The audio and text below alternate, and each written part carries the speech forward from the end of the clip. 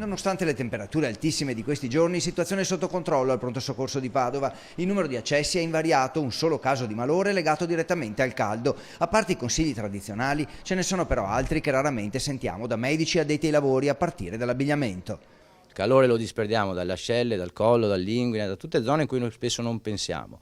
Dovremmo cercare di evitare abiti stretti e di cercare di mantenere bene areato anche sotto l'ascella e sul collo per facilitare la dispersione di calore. Quanto al bere, l'acqua fa bene, ma non bisogna esagerare. Il pericolo è che nel corpo scendano i valori dei sali. Chi assume farmaci diuretici, ad esempio, potrebbe avere disturbi. Bere tanta acqua andrebbe abbastanza bene.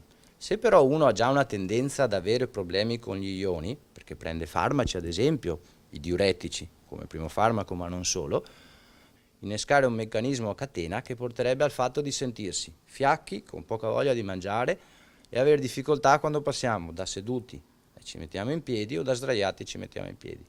Quindi il consiglio paradossale è: mangiate più salato.